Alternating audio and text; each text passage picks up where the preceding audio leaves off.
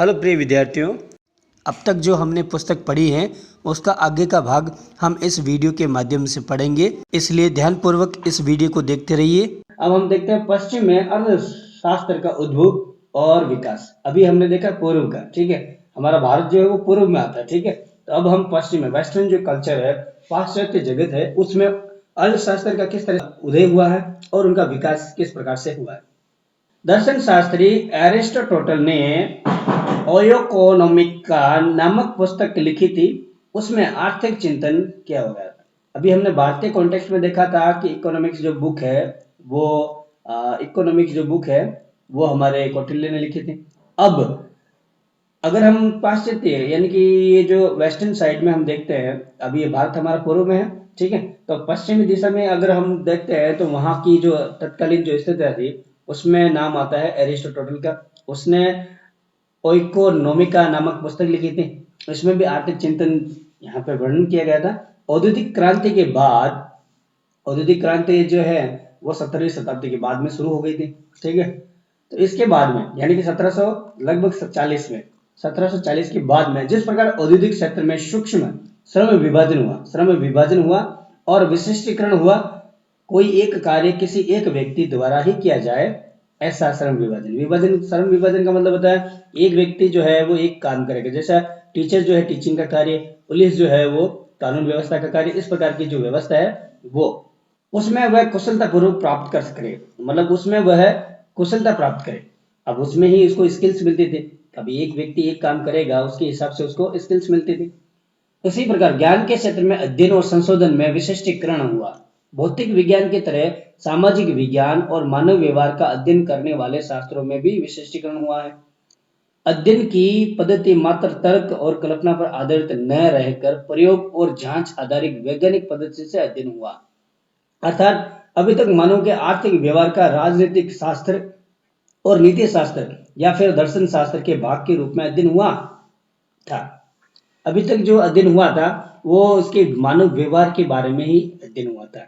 मानवीय व्यवहार जो है वो किसी भी परिप्रेक्ष्य में, जैसे कि आर्थिक परिप्रेक्ष्य में या राजनीति के परिप्रेक्ष्य में या फिर नीति के परिप्रेक्ष्य में, केवल जो है उसके मानव व्यवहार का अब तक जो है वो चरित्र चित्रण किया गया था।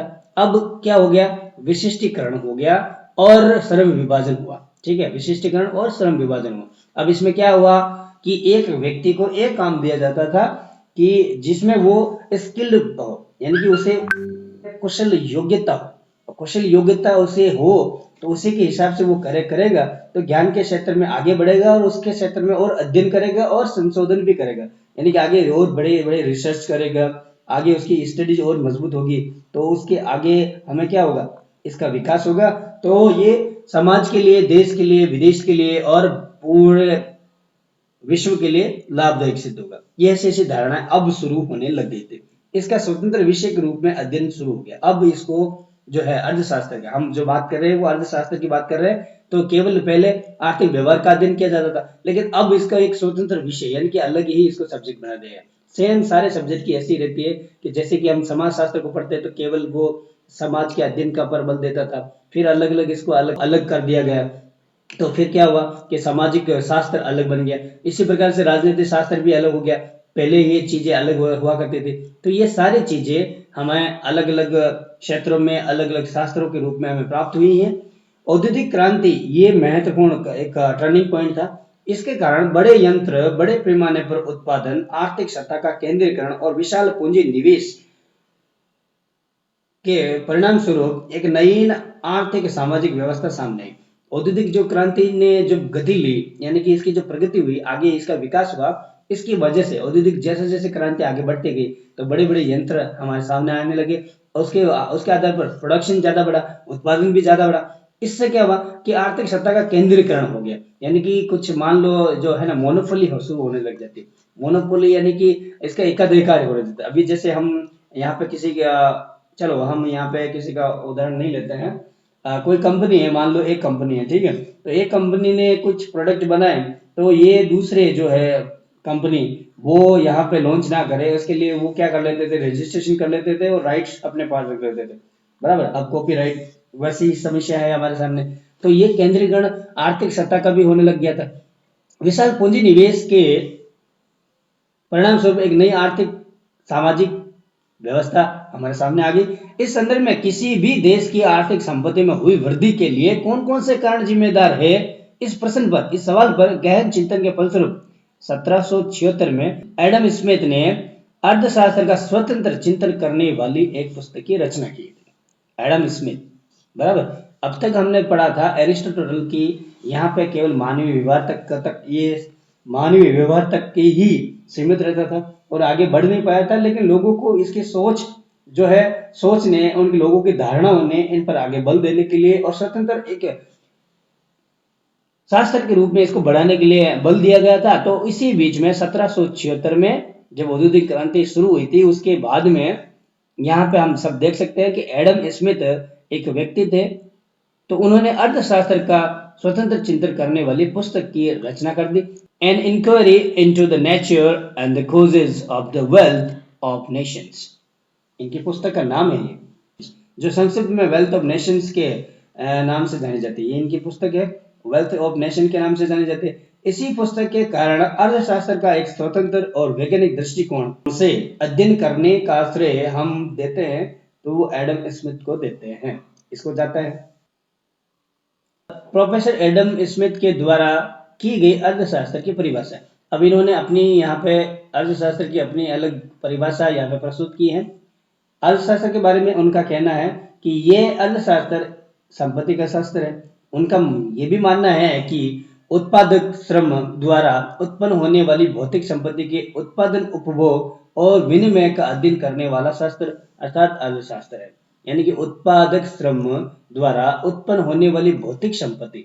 अब यहाँ पे हम देख सकते हैं एक प्रोडक्शन, ठीक है, कोई भी प्रोडक्शन हम करते हैं तो उसमें क्या चाहिए, एक प्रोडक्ट आइटम चाहिए, प्रोडक्ट चाहिए, और साथ में हमें लेबर चाहिए, ठीक है। अब इसमें फाइनेंशियल सिचुएशंस, फाइनेंशियल इंस्टीट्यूट्स ये भी चाहिए। ये सारे जो इक्विपमेंट है इंटरलिंक है। इनके कहना है ये है कि ये सारे जो तत्व है वो एक साथ जुड़े हुए।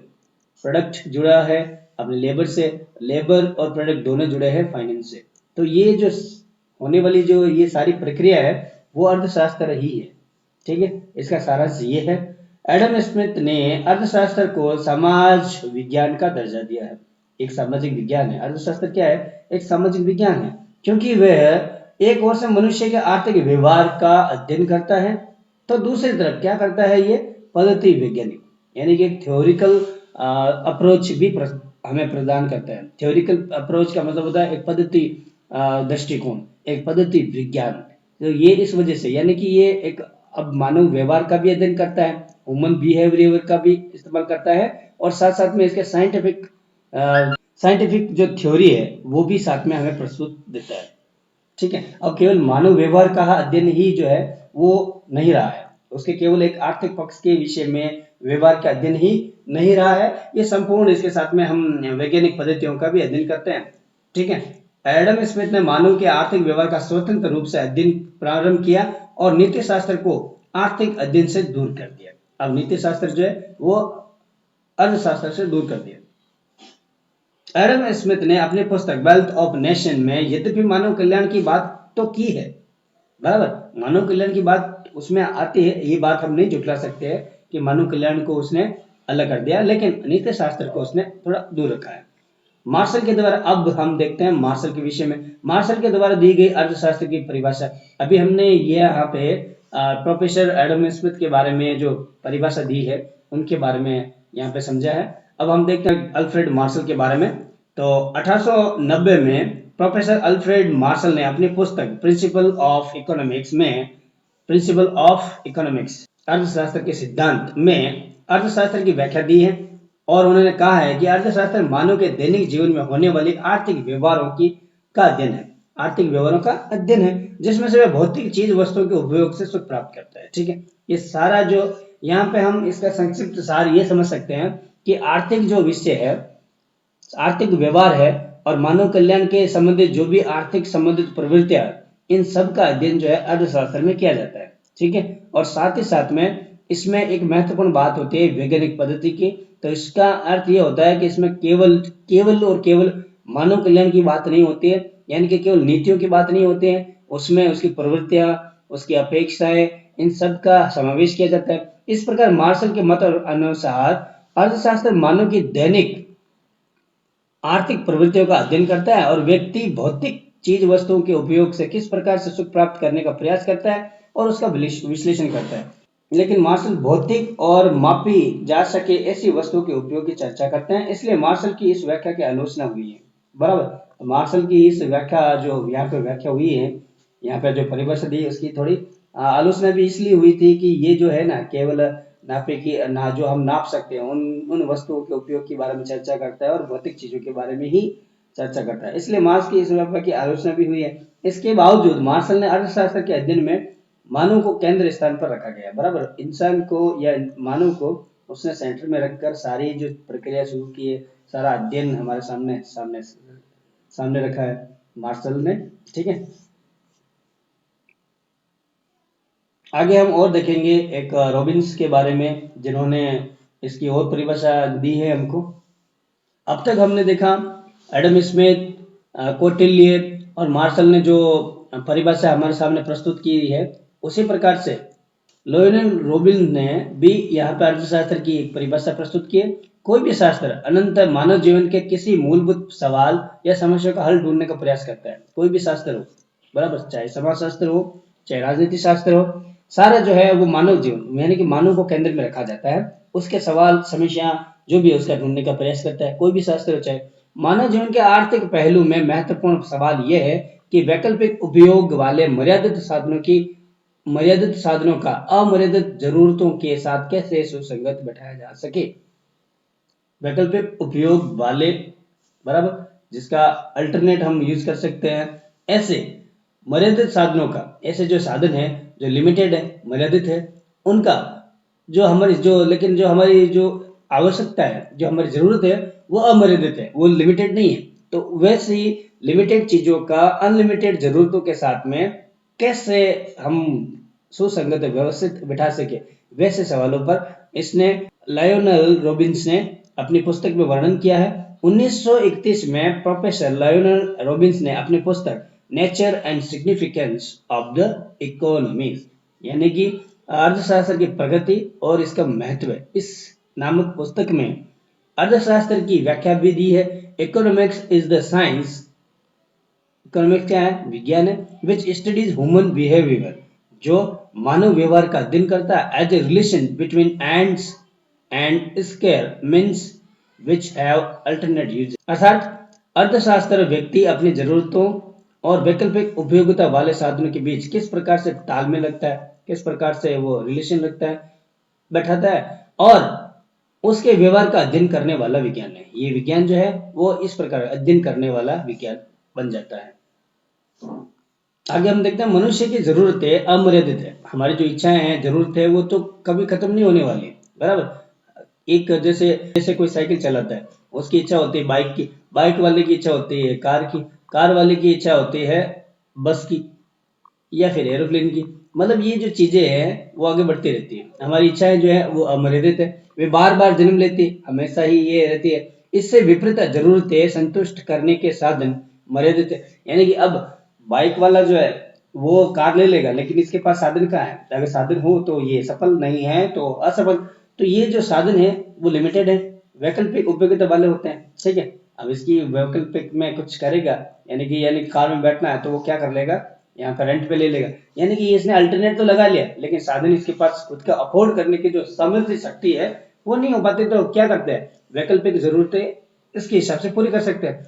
इस समस्या के संदर्भ में अर्थशास्त्र का कार्य कमी वाले साधनों को किस प्रकार से उपयोग किया जा सके जिससे व्यक्ति की अधिक से अधिक जरूरतें संतुष्ट करने का मार्गदर्शन किया जाता है। ये सारा जो सिस्टम है वो हम अर्थशास्त्र में समझ सकते हैं। रॉबिन्स ने अर्थशास्त्र को वास्तवलक्षी विज्ञान के रूप में प्रस्तुत किया है। वास्तवलक्षी का मतलब होता है उसी के लिए लक्ष्य साधी हुई विज्ञान, बराबर, टारगेटेड साइंस है ये। कौन? अर्थशास्त्र। किसके द्वारा? रॉबिन्स के द्वारा। वह मानव के आर्थिक व्यवहार का अध्ययन करने वाला शास्त्र है। ठीक है, मानव का जो आर्थिक व्यवहार है उस को केंद्र बिंदु में रखा जाता है। रॉबिन्स का मानना भी ये भी है कि अर्थशास्त्र क्या है, उसका अध्ययन कैसा होना चाहिए, ऐसे नैतिक मुद्दे जो है वो अध्ययन नहीं करता है, ऐसे नैतिक मुद्दे का अध्ययन नहीं करता है। इस अर्थ में वास्तवलक्षी शास्त्र है, आदर्शवादी शास्त्र नहीं है। बराबर, ये क्या है? एक यथार्थवादी लक्ष्य शास्त्र है, आदर्शों पर इसका नींव खड़ी नहीं हो सकती। ठीक है, सैमुअल्स के द्वारा दी गई अर्थशास्त्र की परिभाषा। अब तक हमने बहुत सारी परिभाषाओं से गुजर चुके हैं, अब हम ये पढ़ते हैं सैमुअल्स अर्थशास्त्र की क्या परिभाषा देते हैं। इनका जो है 1947 के समय में, economics is the study, economics एक अध्ययन है, of how society use square resources, जो हमारे पास स्केयर्स रिसोर्सेज है, जो हमारे पास अपर्याप्त संसाधन है, साधन है, उनको किस प्रकार से अध्ययन करता है, टू प्रोड्यूस वैल्यूएबल कमोडिटीज, और वो अपर्याप्त जो साधन है, लेकिन हम बनाएंगे उसी अपर्याप्त संसाधनों को वैल्यूएबल कमोडिटी में, and distribute them among different people, और उन्हीं के साथ में हम जो है वो डिस्ट्रीब्यूट कर देंगे डिफरेंट लोगों को। यानी कि यहाँ पे हम ये देख सकते हैं कि साधन हमारे पास में अपर्याप्त है, लेकिन यहाँ हम ये समझते हैं कि साधन जो है वो हमारे पास में अपर्याप्त है। ठीक है, साधन जो है वो अपर्याप्त है, लेकिन जरूरतें और मांग जो है वो बहुत ज्यादा है। यानी कि जो डिमांड है वो बहुत ही सरप्लस है, लेकिन सप्लाई जो है वो डाउन है। ठीक है, अब इनके बीच में तालमेल बैठाना, इनके बीच में सुसंगति लाना, ये जो है अध्ययन है वो हम अर्थशास्त्र के द्वारा प्राप्त कर सकते हैं। समाज किस प्रकार से कमी वाले साधनों का उपयोग करके महत्वपूर्ण जरूरतों का उत्पादन करता है और उनका अलग अलग लोगों के बीच में बंटवारा कैसे करता है, यही एक अर्थशास्त्र है। सैमुअल्स समाज की पसंदगी और बंटवारे के सवाल को अर्थशास्त्र के अध्ययन क्षेत्र में महत्वपूर्ण स्थान देता है। ठीक है, this is the perfect definition of economics. I think मेरे अनुसार से ये बहुत ही अच्छी है, क्योंकि डिमांड और सप्लाई मेन फैक्टर होता है हमारे समाज में, मांग और आपूर्ति। अगर किसी चीज की डिमांड होती है तो उसके साथ में उसकी सप्लाई हो जाती है, तो क्या होता है, इक्वालिटी होती है, समानता रहती है। अगर मान लीजिए डिमांड बहुत ज़्यादा हाई है और सप्लाई जो है वो आपकी डाउन है, तो उससे क्या होगा, वो एक अनइक्वालिटी नहीं आएगी। जैसे कि हम यहाँ पे उदाहरण ले सकते हैं अनियन का, प्याज का। ठीक है, अनियन जो है उसका अगर डिमांड बहुत ज़्यादा रही है, जैसे बीच में अभी 100 रुपये किलो भी हो गए थे, पहले भी हुए थे ये। ठीक है, तो ये क्या हुआ, इनकी डिमांड जो है वो सरप्लस हो गई थी, मांग सबको चाहिए था, लेकिन सप्लाई जो है वो कम थी। हालांकि सप्लाई हमारे देश में तो बहुत ज़्यादा थी, लेकिन कुछ ऐसे असामाजिक तत्व होते हैं, असामाजिक व्यवस्था होती है, जिसकी वजह से क्या होता है कि दबा दी जाती है। बराबर, ये हम कुछ कह नहीं सकते इसके बारे में इस अध्ययन क्षेत्र में, लेकिन चलिए हम बात करेंगे फिर कभी। तो यहाँ पे हम सीधे से अर्थ ये समझ लेते हैं कि जैसे कि अनियन जो है वो, इसकी डिमांड जो है वो सरप्लस थी। ठीक है, लेकिन सप्लाई कम होने की वजह से क्या होता है, अब जिनके पास जो अनियन रहता है, जो जिनके पास प्याज है, जो बिक्री करते हैं, उनके पास रहेंगे तो वो बेचेंगे। उन्हें पता चल जाता है कि इनकी सप्लाई कम है, तो वो क्या करेंगे, अपने मनमाने दाम इनके ऊपर थोपेंगे। तो ये कम्युनिटी है, एक कम्युनिटी के रूप में हम देख सकते हैं। तो ये क्या हुआ, जो कंज्यूमर है वो इसको यहाँ पे लेना पड़ेगा। अब क्या करे, अब कोई आदमी प्याज क्या शौकीन है, पसंद उसको रहती है, तो उसको चाहे 100 हो, चाहे 120 हो, 50 हो, 500, उसको तो खरीदना पड़ेगा, क्योंकि इससे शौक है। पसंद के आगे क्या कह सकते हैं। बराबर, तो इसी प्रकार से ये इसके बीच में जो समन्वय बैठाते हैं, तो ये अर्थशास्त्र ही बैठा सकता है, और इसके बारे में जो अध्ययन कर सकते हैं, तो वो अर्थशास्त्र के हिसाब से हम कर सकते हैं। तो ये सैमुअल्स जो है वो परफेक्ट यहाँ पे मेरी तरफ से ये जो है वो सही परिभाषा बैठती है। आगे हम देखते हैं। इस प्रकार अर्थशास्त्र की विविध व्याख्या जो हमने ऊपर देखी है, उसके द्वारा कुछ महत्वपूर्ण मुद्दे यहाँ पे हम देख सकते हैं कि क्या क्या मेन इसका सार निकलता है। तो अर्थशास्त्र मानव के आर्थिक व्यवहार का अध्ययन करने वाला शास्त्र है। बराबर, पहला फैक्टर हो गया व्यवहार, कौन सा, मानवीय व्यवहार, किससे संबंधित, आर्थिक व्यवहार। बराबर, सामाजिक व्यवहार नहीं, आर्थिक, क्योंकि हम अर्थशास्त्र की बात कर रहे हैं तो ये आर्थिक व्यवहार के बारे में बात करेंगे। अगर हम सामाजिक शास्त्र की बात करेंगे तो वो अध्ययन करेगा सामाजिक व्यवहार का। राजनीति के कॉन्टेक्स्ट में अगर हम देखेंगे तो वो अध्ययन करेगा राजनीतिक व्यवहार का। ठीक है, तो ये सारे शास्त्र है। तो जो शास्त्र जो पद बनता है, उसकी जो पद्धतियां होती है वो उसी के कॉन्टेक्स्ट में होती है। तो अर्थशास्त्र क्या करेगा, अर्थ के बारे में, आर्थिक व्यवहार के बारे में, किसके? मानव। यहाँ पे सभी शास्त्रों में हम ये देख सकते हैं कि मानव जो है वो केंद्र स्थान पर रहा है, चाहे समाज शास्त्र हो, राजनीति शास्त्र हो, चाहे अपना अर्थशास्त्र हो। और ये क्या है? वास्तवदर्शी है, बराबर, यथार्थवादी है, आदर्शवादी, कोरा कल्पना आधारित नहीं है ये। इसके अध्ययन की पद्धति है वो वैज्ञानिक है और होनी भी चाहिए। अगर वैज्ञानिकता इसमें नहीं आएगी तो उसमें क्या होगा कि तथ्य और आदर्शों में हमेशा टकराव रहेगा। जो हमारा फैक्ट है और हमारी एक आइडियोलॉजी है उसमें बीच में एक टकराव रहेगा अगर वैज्ञानिक पद्धति इसमें नहीं अपनाते हैं। इसलिए वह सामाजिक विज्ञान भी है। ये हमने इन सभी। तो ठीक है विद्यार्थियों, हम यहाँ तक इसका अध्ययन करते हैं और आगे हम देखेंगे इसकी प्रवृत्तियाँ और अन्य प्रवृत्तियाँ, जो भी इसकी एक्टिविटी और नॉन एक्टिविटी होती हैं, तो वो सारी चीज़ हम अर्थशास्त्र के विषय में हम आगे पढ़ेंगे। Thank you all for watching this video. आपको ये वीडियो देखने के लिए बहुत बहुत धन्यवाद। वीडियो को देखने के बदल आपका आभार।